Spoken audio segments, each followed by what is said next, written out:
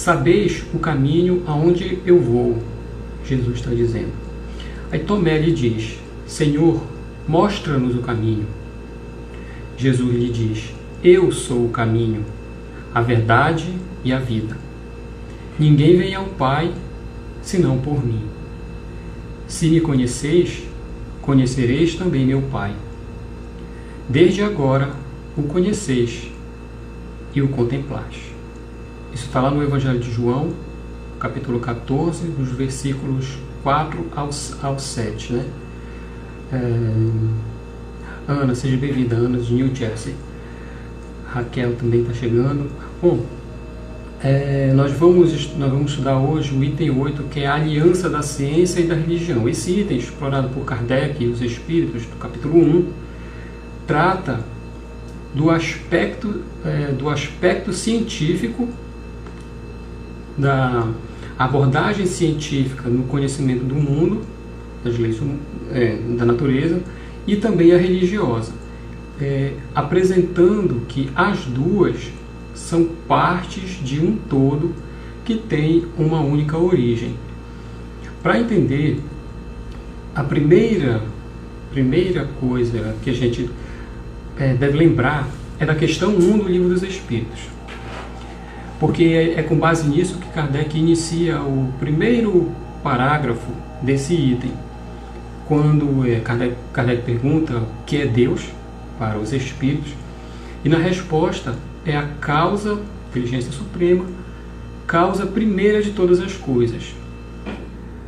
Daí há uma grande consequência em todo o pensamento que vai ser desenvolvido pelos Espíritos, junto com Kardec, as opiniões e os fundamentos espíritas, do Espiritismo, que Deus é a causa primeira.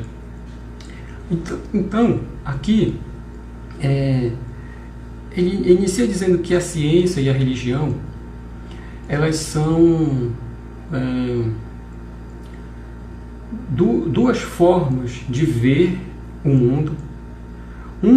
A ciência, até aquele momento como é conhecida, a ciência positivista, explora ou demonstra as leis do mundo material, e a religião do mundo moral, ou espiritual, né? Aquele que não é palpável.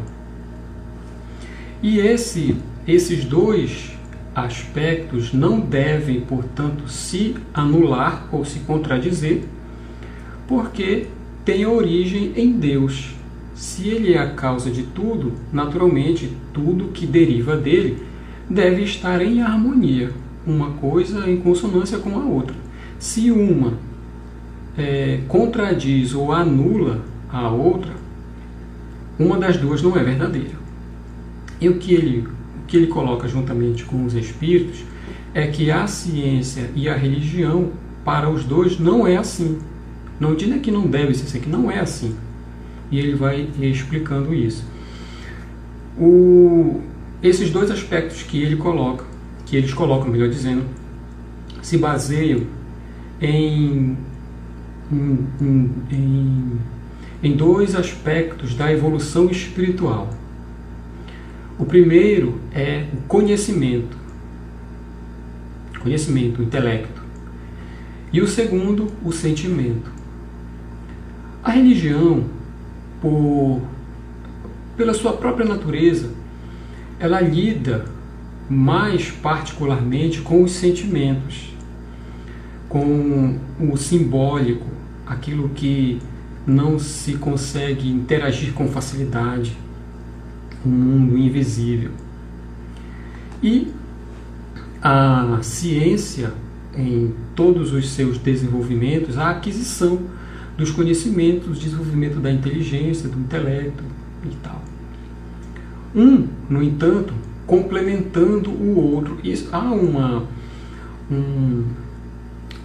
trecho, uma história, né, no livro Jesus no Lar, em que Jesus conta, e o Lúcio conta, né, segundo as palavras de Jesus, que havia, assim, o título é O Mensageiro do Amor. Havia, em uma determinada cidade, para lá foi enviado por Deus um mensageiro da ciência. ele se fez, foram vários mensageiros, 3 ou 4 mensageiros. Um se fez médico, outro se fez professor, outro se fez político, de forma que eles que trabalharam exclusivamente pela ciência se isolaram, cristalizando-se nos seus conhecimentos e se afastando de todo o povo ignorante que julgavam não compreendê-los ou que valorizavam coisas que julgavam pouco importantes. Até que essa atitude de cada um dos mensageiros começou a trazer dificuldades em torno de si e para o próprio povo que eles foram auxiliar como mensageiros de Deus. E cansado de todos os problemas, de todos os problemas e confusões que foram criados, ele envia então um mensageiro que dá o título à história, que é o mensageiro do amor, que busca como execução da sua missão servir.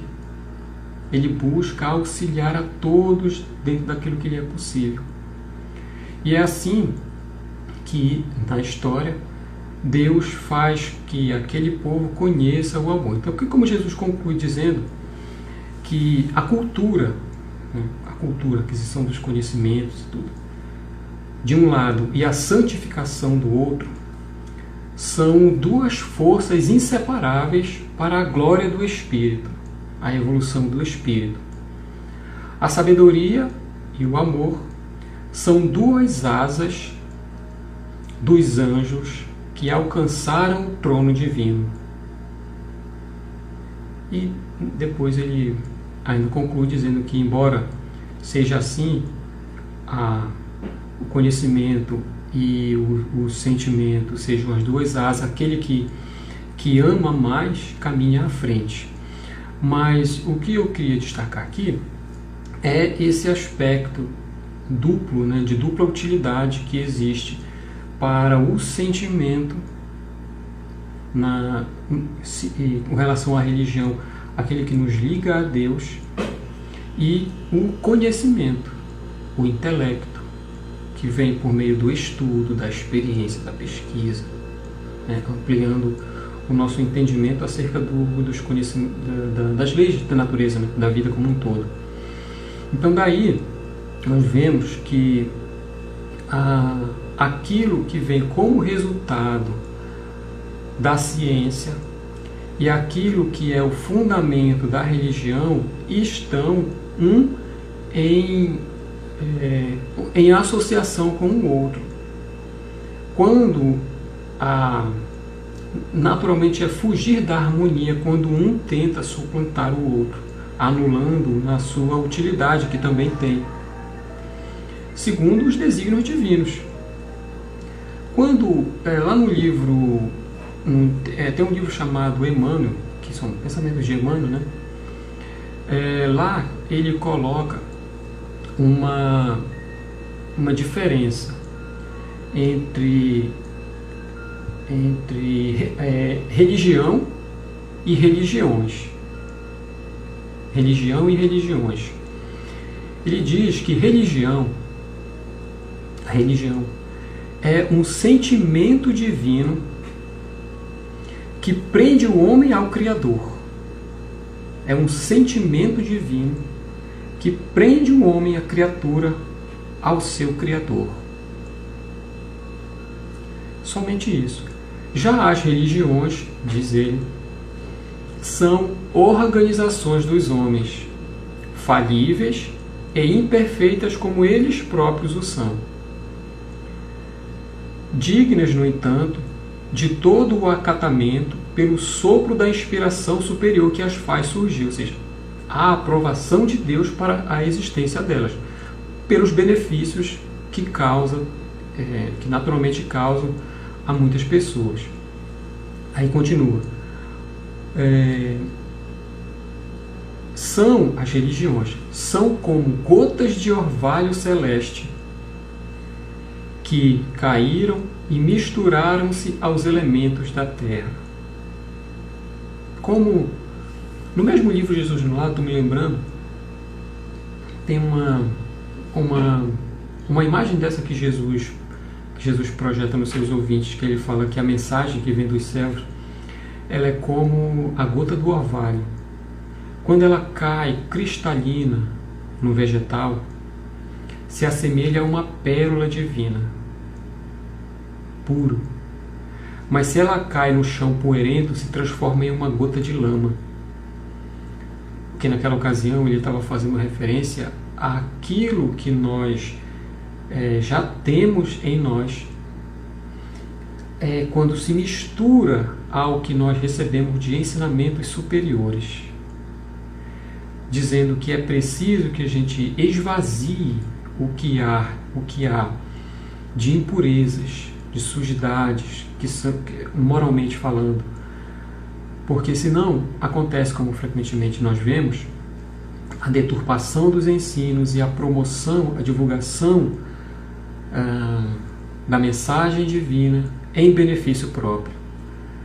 Então essa comparação que Emmanuel faz, que as religiões têm esse aspecto, estão sujeitos a falhas, às falhas, porque na sua constituição, enquanto no que vai depois descambar nas instituições e nas personagens e tal, são imperfeitos também.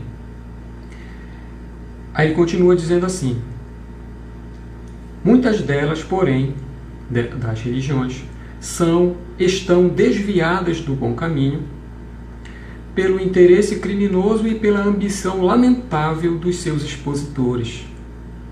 Mas, isso é o fato que ele apresenta, mas aí vem o toque de esperança para o futuro das boas almas quando traz a mensagem. A verdade um dia brilhará para todos, sem necessitar da cooperação de nenhum homem. Por quê?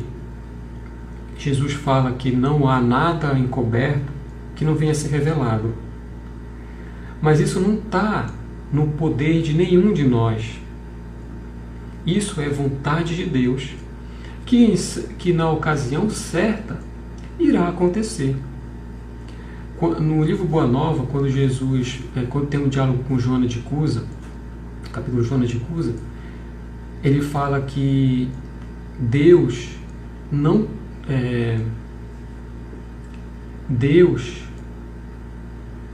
acho que é mais ou menos assim, Deus não trava, Deus não disputa com as vaidades humanas. Não, Deus não trava contenda com a vaidade das suas criaturas, mas as esclarece em momento oportuno. É mais ou menos isso. Quer dizer, o nosso ponto de vista, às vezes um pouco recatado, nos faz querer apressar certas coisas. Por exemplo, desmentir falsos profetas, aqueles que abusam, sacerdotes, representantes religiosos que abusam, que claramente abusam, mas que parecem acreditar naquilo que dizem, causando certa revolta pela nossa inferioridade, mas também por já um senso de justiça desenvolvido. Mas que ele diz aqui, Emmanuel, tudo é a vontade de Deus. Se ele permite que aconteça, utilidade há, que ele consegue ver, e a nossa visão ainda restrita não consegue ir além. Então aqui ele faz, nesse livro chamado Emmanuel, ele faz essa comparação entre a religião, dizendo mais uma vez que é um sentimento divino que prende a criatura ao Criador, e as religiões, as criações humanas infalíveis e imperfeitas como o próprio ser humano é. A esse momento, quando Kardec publica o livro, o Livro dos Espíritos, que essa semana completou 163 anos, a base a qual as ideias espíritas foram lançadas são as bases do iluminismo. A humanidade, assim, precisamente a Europa, está passando por um momento, um fervor de ideias libertadoras, onde é a razão e a visão de progresso que conduzem. Essa que é a base, porque Kardec está falando aqui em um momento em que houve uma espécie de cisão assim, entre o campo das ciências e da religião, de maneira que vamos dizer educadamente, não interferisse no outro, para que talvez tolerassem e pudessem caminhar juntos, embora separados, né? Então o que ele vem falar aqui? Exatamente nesse momento de que um não deve estar separado do outro, porque, vejam, tem a mesma origem, que é Deus. E esse momento que ele está vivendo no século XIX, onde é baseado nas ideias iluministas, que é a filosofia das luzes, incentiva a liberdade de pensamento, e que se a gente for notar, é uma das bases da doutrina espírita também, a liberdade de pensamento e da consciência, porque estão assentados na razão. Então ele vem falar disso em um momento em que não há ou pelo menos assim, é bem claro que há uma separação e não a ideia de união dos esforços da ciência e da religião. E a doutrina espírita, o espiritismo, quando surge com ele, se vocês olharem no livro dos Espíritos de vocês aí, lá no que chama de frontispício, aquela primeira página ali, ele chama filosofia, ele chama de uma filosofia espiritualista. Depois, quando ele vai desenvolvendo, ele chama de ciência. Ele fala de filosofia e fala de ciência. Só depois, isso está lá na Obras Póstumas, só depois é que ele viria a dizer que o Espiritismo é também uma religião. Mas por que nesse momento ele não chama religião?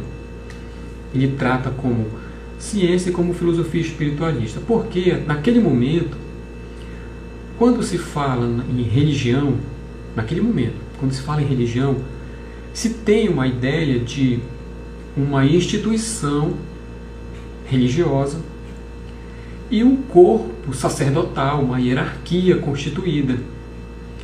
Um sacerdote, ou como eles chamam, um sumo sacerdote, que é uma autoridade superior daquela religião. Também um conjunto de rituais e de práticas a serem repetidas pelos seus adeptos. Como o Espiritismo não tem nada disso, ele diz, não é uma religião como se entende religião. Depois tem, eu não sei exatamente onde está, mas está numa revista espírita, um discurso que ele faz, discurso longo, assim, mas é muito bonito, porque a gente se prende na lógica, no encadeamento brilhante assim, do raciocínio, e que ele vai argumentando e vai explicando, e lá no final, depois de colocar todas as suas considerações, a consequência natural, ele diz, dessa ciência e da filosofia, por nos fazer entender a natureza e a Deus, consequentemente, fortalece o nosso laço com o Criador. Então, por isso, nesse sentido, é também uma religião. Aí daí se diz do aspecto tríplice do Espiritismo: ciência, filosofia e religião. Porque ele destaca esse sentimento que desperta, o fortalecimento desse laço pelo entendimento. Então, ele coloca como proposta, a partir desse momento, a união, de modo que um possa auxiliar o outro, e não o contrário, combater para tentar anulá-lo. E não só uma proposta que ele dá Mas é precisamente o que ele faz. Não é apenas um discurso, é uma sugestão para o futuro. Todo o trabalho está baseado exatamente nisso, porque ele utilizou a ciência para, diz nesse item, auxiliar a compreensão de Jesus. Porque o raciocínio é bem simples. Jesus afirma, que é o título do capítulo, que não veio destruir a lei. Falando, como nós já vimos nos outros estudos, da lei divina, lei de Deus, lei natural. Então, se ele fala, naquele momento que teve encarnado, das leis da natureza, em seu sentido mais amplo, a ciência espírita, por tratar por estudar as leis espirituais também, não pode falar coisas diferentes do que Jesus disse. Ao contrário, deve reafirmar, e em alguns momentos, aquilo que ele não pôde dizer e afirmou isso, explicar ou desenvolver. É assim que a ciência espírita auxilia a gente na compreensão de Jesus ou do seu Evangelho. Para dar alguns exemplos,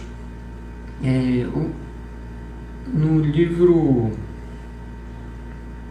que é na Gênese, Kardec explica os milagres e as predições, também explicado lá. Mas vou dar alguns exemplos aqui diretamente do Evangelho. O cego, no livro de João, é um cego de nascença que é curado. E aí os discípulos, acho que, não sei se são os discípulos, mas alguém pergunta para ele o que foi que aconteceu naquele caso, o caso do cego. Quem foi que pecou? Porque, olha, eles já sabiam, intuitivamente, ou de alguma maneira, já sabiam que cada um é de acordo, que há consequências, né, para os atos que nós temos. Então, se a gente sofre é porque nós erramos. Então, se uma pessoa está cega, ele já vê isso. O que foi que aconteceu? Aí eles perguntam, quem foi que errou? Foi ele ou foram os seus pais? E aí, o que é isso aí? O que é que está por trás disso, né? Que Kardec explicou junto com os espíritos. É a lei de causa e efeito. Está por trás. Ele já tinha uma ideia, uma noção disso. Por isso que faz a pergunta para Jesus. E depois aí Jesus responde, não foi nenhuma coisa e nem outra. Ele estava cego naquela vida, não foi por causa de erros do passado. Foi porque ele pediu. Ele usa as palavras assim, foi para a glória de Deus, porque pediu para vir cego e Jesus o curar. Isso também está lá nas obras básicas, no Livro dos Espíritos.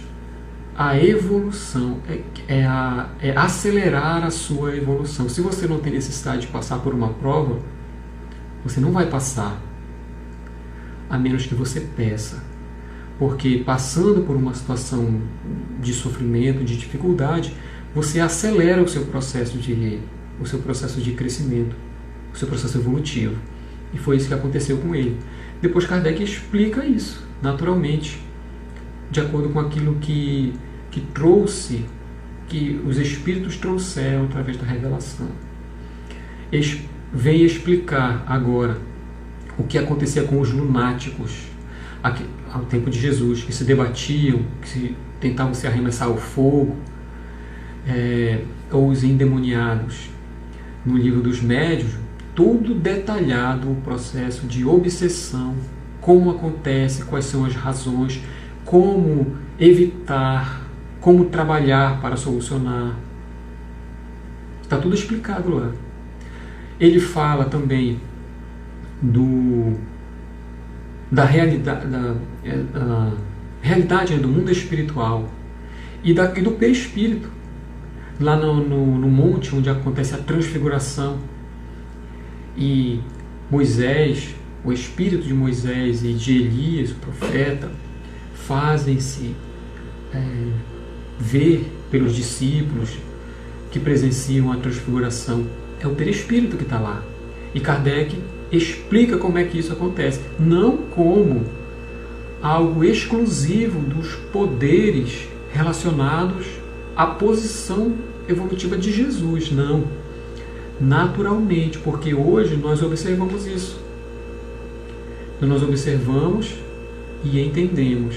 Ele explica hoje como é que isso acontece. Foi a ciência espírita que nos permitiu isso. Os fenômenos de materialização, por exemplo, que nós chamamos de materialização, à época de Jesus, como não havia essa designação, era simplesmente chamado os prodígios, né? que eram coisas extraordinárias que ele era capaz de fazer, como aquele caso em que eles chegam em Porto de Cafarnaum e o coletor de cobra o censo deles.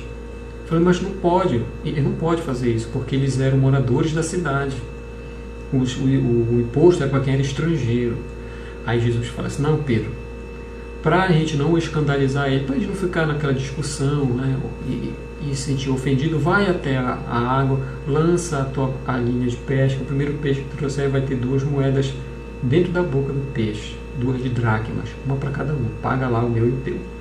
Materialização. Ou os fenômenos de multiplicação dos pães, dos peixes, as 2 vezes que ocorreram, e as aparições do próprio Cristo depois da crucificação. Tudo está explicado. Já está tudo explicado no livro dos médiuns, principalmente, que trata do outro assunto da mediunidade, que é largamente presente onde Jesus estava, nas curas da mulher com fluxo de sangue, na cura do filho do centurião, que é inclusive a ação à distância, a vidência, de saber o que estava acontecendo além de onde estava. Então todos esses fenômenos que eram chamados apenas como prodígios, ou depois que passou como milagres, porque ninguém entendia como acontecia, julgava-se que ele estava fazendo coisas que não estavam nas leis da natureza, porque nós não compreendíamos. Depois, com Kardec, com tudo ficou explicado, os milagres passaram a ser simples desdobramentos da lei, porque quem executava conhecia elas e pela sua superioridade poderia fazer aquilo, mas tudo dentro das leis que naquele momento estavam se desdobrando, que eram leis do mundo espiritual. É isso que o Espiritismo mostra. Até aquele momento, não conhecidas, invisíveis, leis desconhecidas. E passou, então, desta maneira, porque o Espiritismo ele vem como ciência. Assim como existe a biologia, a química, a física, a astronomia, surge o Espiritismo. Só que, se a biologia trata dos seres vivos, se a física do movimento dos corpos, das leis do movimento celeste, etc., o Espiritismo é das leis do mundo espiritual. Então, colocando este novo corpo de conhecimento para estudar as leis invisíveis, faz com que, olha a contribuição que ele dá, faz com que a ciência, de uma maneira geral, comece a não ser completamente materialista, nos permitindo uma visão integral da vida, não só aquela em que as ciências tradicionais, vamos dizer, nos apresentavam. Agora é possível ver não só o ponto de vista nas relações humanas, naturais, mas também o que está além disso. Então, a vida no seu sentido integral. E aí, é dessa maneira que, por estar o desdobramento das leis estar assentado na razão, assim como acontecia com todas as outras ciências, baseados numa lógica e num método, ele fez igual, para que mantivesse o mesmo padrão e rigor de análise de todas as outras. para que a crítica também estivesse dentro dos mesmos limites, baseando-se na razão, que é o fundamento do iluminismo, que é de onde nascem as ideias, ou se apoiam as ideias. E é aí que está a força da ciência, porque ela passa a não negar mais a religião. É o contrário. Ela se apoia a religião, porque demonstra, porque prova. Então diz que aquilo é verdade, mas não como um artigo abstrato de fé. Há uma demonstração que se apoia na lógica dos fatos. Por isso, muitos religiosos e muitos cientistas transitaram nos dois campos. Quem não lembra, o pessoal que é da área que estuda biologia, todos nós, eu acho, estudamos isso, do trabalho de Mendel, que era um monge que estudou foi o estudo dele a transmissão dos caracteres hereditários em plantas híbridas. Acho que foi isso que ele fez. Então aquela combinação do azão com azinho que ele fazia lá. Um monge, um religioso que trabalhava pela ciência. E assim também tem o exemplo de Einstein, até separei que ele colocou aqui, que diz assim: todo profundo pesquisador da natureza deve conceber uma espécie de sentimento religioso. Olha o que ele fala, sentimento religioso, igual Emmanuel. Pois ele não pode admitir que ele seja o primeiro a perceber os extraordinariamente belos conjuntos de seres que ele contempla. No universo, incompreensível como é, manifesta-se uma inteligência superior e ilimitada. A opinião corrente de que eu sou ateu baseia-se sobre grande equívoco. Quem a quisesse depreender de minhas teorias científicas não teria compreendido o meu pensamento. Quer dizer, se ele demonstra que uma lei, antes de ser atribuída a Deus, uma coisa acontece que antes de ser atribuída a Deus, explica como aquilo funciona, não quer dizer que ele está negando a existência de Deus. Não. É isso que ele fala aqui. Então não compreendeu o que ele disse. Então há outros exemplos, na verdade, e Kardec coloca isso, de que essa incompatibilidade que até então se achava existir, se baseia num defeito de observação e mais ainda, muito de orgulho, de exclusivismo, quer dizer, que está fundado no orgulho. Então cada um, o que é isso? Significa que cada um quer ter para si a posse da verdade de uma maneira exclusivista. Não só a ciência é que pode estar certa, mas se a ciência não estuda as coisas divinas, que é parte da vida, a religião também tem a sua razão.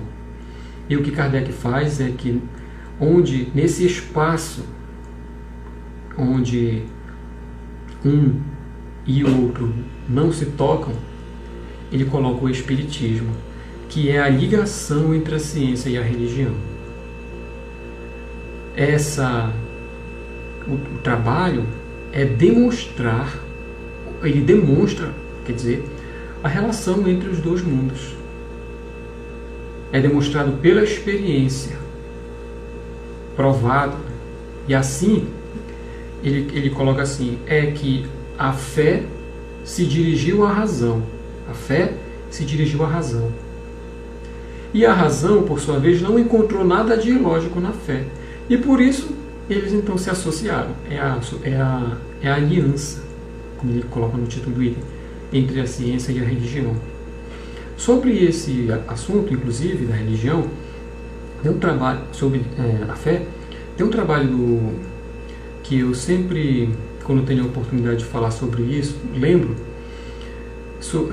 que a fé do ponto de vista científico, estritamente, como resultado do trabalho do professor Luiz Machado, pesquisador da área do cérebro, ele entende a fé da seguinte maneira, tirando o conceito lá da carta de Paulo aos Hebreus, que a fé é o firme fundamento naquilo que se espera e a certeza do que não se vê. Hebreus capítulo 11, versículo 1. É bem a abertura. Ele diz assim, essa palavra, fé, indica um convencimento que a gente tem e que está fundado em algum motivo. É alguma coisa que às vezes é evidente e às vezes não é. Mas, independente disso, existem elementos que a induzem como verdade. Então você acredita. É a tua fé. Ele diz que a fé, como se entende, ou aparentemente se entendia apenas como uma abstração religiosa, tem influência no cérebro humano e nos processos glandulares do corpo. Ele diz que a crença em algo mexe com o sistema glandular endócrino, que é o sistema que lança os hormônios na corrente sanguínea,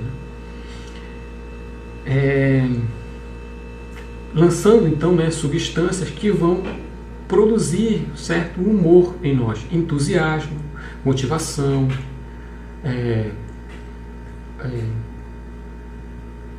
tentativa de fugir ou de relaxar. São os efeitos dos hormônios. Mas o que é interessante é que isso é ativado por uma crença, que não é algo físico. Não sei onde que está. Mas há uma correspondência entre algo que não é físico e algo que é físico no corpo. E ele demonstra isso. Isso causa influência no sistema hormonal do corpo. Então, olha a conclusão dele. A fé, porque ele olha exclusivamente do ponto científico, do ponto de vista científico, ele fala: a fé, então, se é por causa dela que o nosso sistema glandular endócrino secreta os hormônios na corrente sanguínea, para preservação, por exemplo, do corpo, a fé não é um fenômeno religioso, é biológico, porque ela precisa existir para o corpo poder funcionar.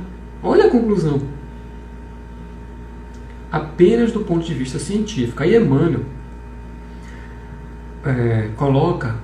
contribui, do ponto de vista religioso. Ele diz que a fé, como a crença em algo, está presente nas situações mais simples da vida. Pode-se alguém dizer que não tem fé em Deus, que não acredita em força superior, etc. Mas ninguém pode dizer que não tem fé. Aí ele diz, por exemplo, quando nós vamos para o trabalho, se você vai no transporte, você confia que o motorista do transporte vai te conduzir do teu local até o ponto onde você precisa ficar. Quando você vai ao médico, você confia a sua vida naquele profissional. Se você precisa tomar um remédio, você acredita no laboratório e nos profissionais que trabalharam naquilo. Ele fala até que o simples ato de se alimentar é uma demonstração de confiança de que o teu sistema digestivo vai trabalhar e vai fazer funcionar, fornecendo para ti a energia que precisa através da alimentação. Há atos corriqueiros, automáticos até, de fé. E isso ele explica ainda no livro Consolador um pouco mais sobre essa questão da crença e da fé, apresentando assim o equilíbrio que pode estar também apoiado no comentário dos Espíritos com Kardec sobre a aliança entre a ciência e a religião, ou entre a razão e o sentimento. Porque ele fala assim, acreditar é uma expressão da crença, dentro da qual está hoje os valores da fé em si mesmo. Porque a fé, uma das coisas da fé é acreditar. Uma delas, Existem outras. Aí ele fala assim, admitir as afirmativas mais estranhas, sem um exame minucioso, é caminhar para o desfiladeiro do absurdo, onde os fantasmas dogmáticos conduzem as criaturas a todos os despautérios. toda proposta de crença, ele fala nesse primeiro momento aqui, deve ser avaliada, para que você não se engane, né? Fique acreditando em coisas falsas. Ele está falando da fé, mas imagina o momento que a gente vive hoje, onde popularizou-se o que se chama de fake news. Para acreditar em alguma coisa, ninguém deve acreditar em tudo depois de fazer um exame minucioso. O que ele está falando com isso? Usar a razão. É a mesma coisa que Kardec faz e fez, fala e fez. Usar a razão. Só que depois ele complementa, porque isso é um aspecto. O outro é o seguinte: mas, diz ele, também interferir nos problemas essenciais da vida, sem que a razão seja iluminada pelo sentimento, é buscar o mesmo declive onde os fantasmas impiedosos da negação conduzem as almas a muitos crimes.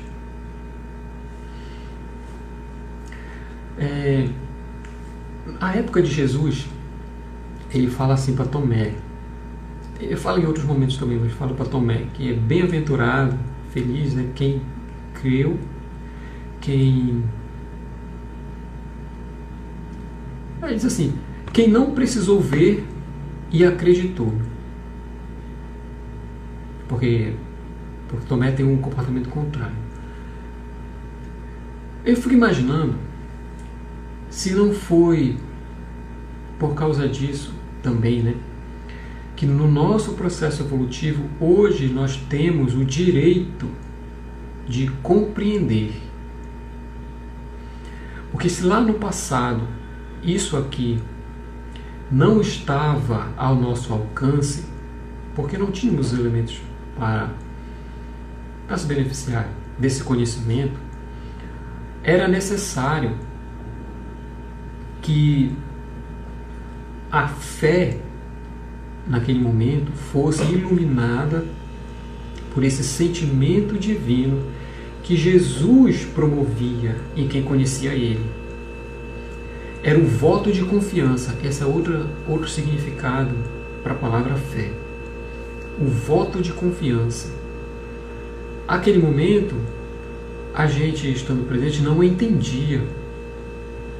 Não era possível explicar nos detalhes como as coisas. Não tinha isso. Mas a nossa fé estava baseada no voto de confiança que a gente deu a Jesus. E hoje, tendo acreditado, nós temos agora, crescendo intelectualmente, condições de compreender como aquilo funciona.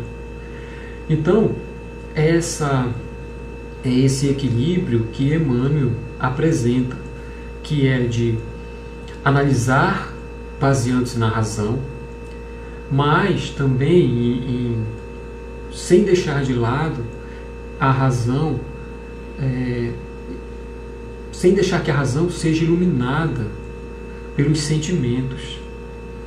Porque tanto um quanto o outro, exclusivamente, caracterizam extremos, e há sempre perigo nos extremos.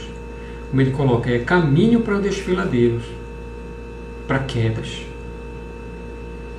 E a proposta, então, de Kardec é a de aliar o conhecimento científico, utilizando-o em favor do desenvolvimento religioso, porque quando nós compreendemos, nós aceitamos. E quando nós aceitamos, nós acreditamos, né? É isso que ele chama, que ele conclui, né, conceitua como a fé raciocinada. Você compreende como as coisas funcionam. Como você compreende, você aceita. É o raciocínio a favor da fé.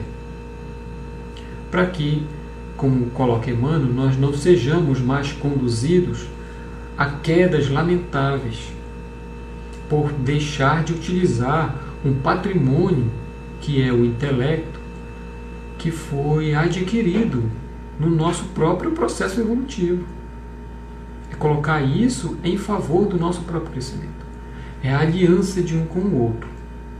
E tudo isso, ele já para finalizar, tudo isso é operado, todo esse conjunto de revelações é operado por emissários de Jesus.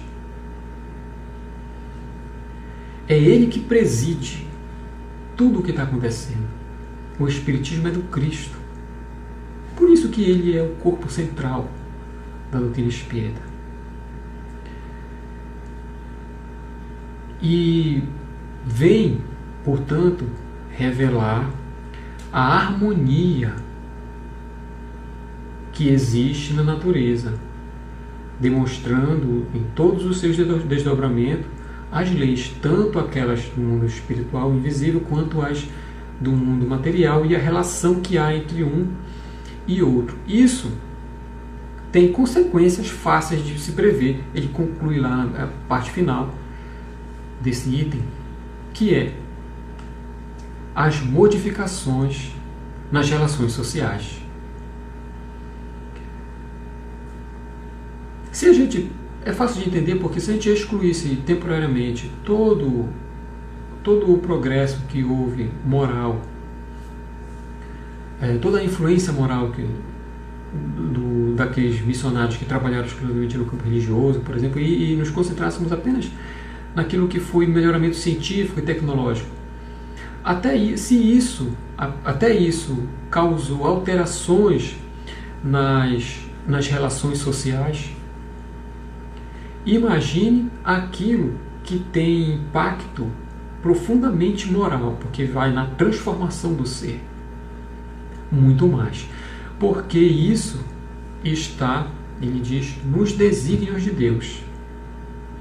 E é a chegada, então, da doutrina espírita como revelação, assim como foi com Moisés, assim como veio com Jesus, também veio com o Espiritismo, é revelação. Só que a revelação tem um caráter que é o caráter divino. Não tem a ver com a gente, não depende de nós. Revelação é voltar, em determinado momento, Deus, a melhor forma de explicar é assim: Deus quis se revelar a nós. Então, em Moisés ele fez, com a época de Moisés ele fez isso, com Jesus ele fez isso, e com a doutrina espírita ele também fez isso. Qual foi o trabalho de Kardec?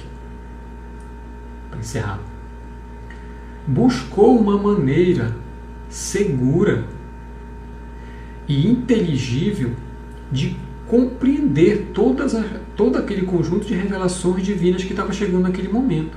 Esse que foi o trabalho dele. E ele inteligentemente escolheu a ciência para tratar tudo isso. Então tudo isso está dentro dos desígnios de Deus, porque é para marcar uma nova etapa no progresso da humanidade espiritual, que é o próximo item que nós vamos estudar, que são as instruções dos Espíritos, que falam da nova era. Qual a importância do Espiritismo neste processo de transformação da humanidade? Não se trata, não é mais há muito tempo, nem com Jesus foi assim, apesar das confusões que a gente criou, mas não se trata de uma religião de um benefício para os seus adeptos, porque a doutrina espírita, na sua origem, ela tem uma missão para a coletividade. Não é a religião espírita, são as ideias espíritas. Isso é muito importante a gente entender, porque, na verdade, tem uma diferença fundamental. A primeira pode trazer uma ideia de algo localizado, mas as ideias não. Lembra que a gente conversou, quando a gente conversou na semana passada com o Renato, com o Renato Prieto, que a gente falava de como a arte tem esse poder de fazer penetrar a arte espírita, né? Fazer penetrar as ideias espíritas. São as ideias que vão sendo absorvidas. Então são os fundamentos, a existência de Deus, do Espírito, do perispírito, da reencarnação, da lei de causa e efeito, da pluralidade dos mundos habitados, do progresso evolutivo. Tudo isso são as ideias, são os fundamentos. Isso é que vai sendo propagado pouco a pouco e absorvido pela humanidade, sem a pretensão de tornar espíritas aqueles que ouvem a mensagem, porque não é esse o objetivo. Inclusive, já vi eu não sei se é um tom de lamentação, ou talvez porque quisesse uma projeção maior, até com um bom sentido. O número de adeptos ao espiritismo declaradamente no IBGE não é tão expressivo. Se diz que há muito mais que aquilo, então as pessoas deveriam falar que são espíritas e tal. Mas qual é a importância disso? Porque o espiritismo não vem com essa característica. O que importa é que as suas ideias penetrem, porque é essa que vai causar o melhoramento em todas as outras religiões que vão continuar existindo. Não há problema. Então a marca do surgimento da doutrina espírita é essa base, é lançar essa base de onde a humanidade deverá progredir para um novo patamar evolutivo, onde, não adiantar, o bem começa a prevalecer, ou ele começa a se mostrar, começa a crescer mais e fazer frente, é aquele mundo de transição, né, da regeneração, e começa a fazer frente com o mal, ou assim, num sentido de mais equilibrado, já está mais equilibrado, mas não é felicidade ainda, a gente ainda vai estar espiando lá, tá? Não sei se eu decepcionei alguém, mas no mundo de regeneração que a gente está para entrar, ainda tem expiação ou provação, porque ainda existe o mal, mas de maneira que, em comparação com o que era no passado o mundo de expiações e prova, muito diferente, porque se o bem é muito maior, a gente não consegue nem imaginar, assim, em termos de proporção, o que na prática isso vai significar. Mas é isso que vem marcar a nova era, que é o próximo item que a gente vai estudar na semana que vem.